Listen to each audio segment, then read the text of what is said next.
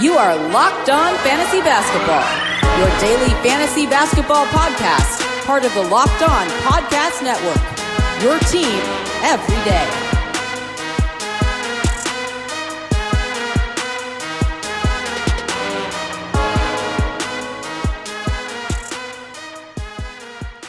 Hello and welcome to the Locked On Fantasy Basketball podcast brought to you by Basketball Monster. My name is Josh Lloyd and I am the lead fantasy analyst at basketballmonster.com and at Yahoo Sports Australia. And you can find me on Twitter as always at redrock_bball and on Instagram at Locked On Fantasy Basketball. Today we are looking at week 13 in the NBA, previewing that, start decisions, sit decisions, stream decisions, weekly, daily changes leagues. Michael Bolton. Let's get to it.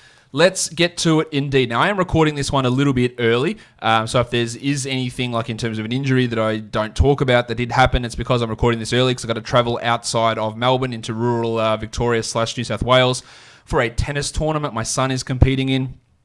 So when I normally record this on a Sunday, I'm not going to be around. So that's why this show is getting recorded earlier. But we are looking ahead to week 13 in the NBA. A very interesting schedule in terms of streaming for this week. We've got 5 days where we can really stream hard. Monday, 7 games. Tuesday, we have 6 games. Wednesday, 10. Thursday, 5. Friday, 7. Saturday, 11, and then Sunday, just 2. So we can realistically target stream players on Monday, Tuesday, Thursday, Friday, and Sunday, with only Wednesday and Saturday being the likely no-go days. So being able to maintain your advantage by maximizing your ads on those days is going to be really critical this week. The most games or the most quality games that anybody plays this week is 3. The Cavs have 3 quality games. The Pacers also have 3 quality games. Majority of the league has 2. Nobody has 0, and everyone has at least 1. That would be, of course, because nobody has 0. So there is some value in getting some of these guys in on those quality game days. If we have a look at the schedule as a whole, the majority of teams in the league play 3 games this week. We've got the Celtics, the Bulls, the Sixers, the Cavs. Thunder, Magic, Blazers, Pacers, and Wolves all play 4 games. You've got the Grizzlies, the Wizards, and the Hornets. They play 2 games, and everybody else plays 3 games. So the teams that play 4 games this week, they're going to get a distinct advantage over those teams playing 3, and you'll see some names crop up who might be guys that you can add in a 12-team league for a weekly changes league and start them over guys that you might not normally consider. Whereas on the back end of that, the 2-game guys, they aren't nearly as much impacted as it was last week, where majority of the league played 4 games, and then you had that one team playing 2, the Clippers, where it was hard to get those guys into lineups, like guys like Montrezl Harrell and Lou Williams, for example. So let's go through those. Let's have a look at these 2-game teams, actually, in terms of weekly lineups and who we would start or sit. I think when we're looking at Memphis, you've got to start Jaren Jackson Jr. with his 2 games. I think Ja Morant's really touch and go. I'm not sure that I'd be starting him this week. And Valanciunas, Brandon Clark, none of those guys. Jay Crowder, Dylan Brooks, DeAnthony Melton, of course, we're not starting any of those in a 12-team format. For the Wizards, I wouldn't feel all that comfortable about even starting Bradley Beal at this point with only 2 games in the leg soreness. And then we don't know the status of guys, or I don't know at this point, like Hachimura and Bertans and Tom Bryant and Mo Wagner. Really, I don't think there's going to be any Wizards guys that we're looking to lock in for a 2-game week for next week. And then for the Hornets, not even sure there's anyone we lock in there. It'd be Devontae Graham or Terry Rozier. But I think in most cases, with only 2 games, you're probably going to be able to find a guy who might seem terrible when you look at them on the surface, but a 4-game player who'll be able to get more out of those 4 games than those Hornets players would get out of the 2. Paul Washington Jr., of course, another guy that we wouldn't consider starting in a 2-game week for the Charlotte Hornets for this coming 2-game week. Now, in terms of daily changes leagues and benefiting our streaming schedule, we can do a Monday, Tuesday back-to-back. So let's look who's got that. That is the Cavs. So you get Chetty Osmonds, your Darius Garlands, Colin Sextons, Tristan Thompsons, maybe a streamer Dante Exum, who's sick at the moment, should be back for those games. They're the only team with that Monday, Tuesday back-to-back that we can have a look at to maximize our games played versus ads ratio.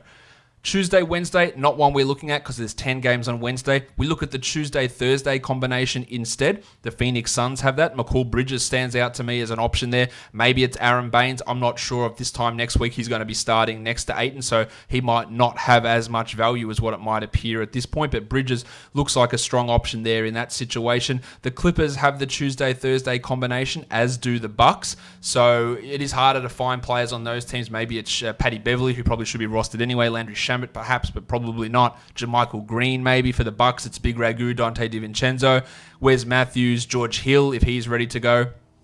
You could have a look at him in that scenario as well. You've got the Utah Jazz that have that combination, as do the Knicks, as do the Golden State Warriors. They've all got that Tuesday-Thursday combination. So Amari Spellman for the for the Warriors towards the end of that week. The Knicks, you're looking at Mitchell Robinson. Hopefully Bob Portis could be a stream there. Robinson should be rostered regardless. Alfred Payton should be rostered, but maybe he's available there for that Tuesday-Thursday combination. And then we go to Thursday-Friday to check if there are any back-to-backs there. There are not any back-to-backs on that combination, so that's an opportunity missed. Saturday with 11 games, we don't care about Friday, Saturday back-to-backs. What we want to look at there is what team plays Friday and what team plays on Sunday. And the answer to that question is the Indiana Pacers, and it is also the San Antonio Spurs, and it is also the Miami Heat. So Derek Jones Jr., Duncan Robinson, Tyler Hero, Kendrick Nunn, Justice Winslow, Goran Dragic, plenty of Heat options for those two games there.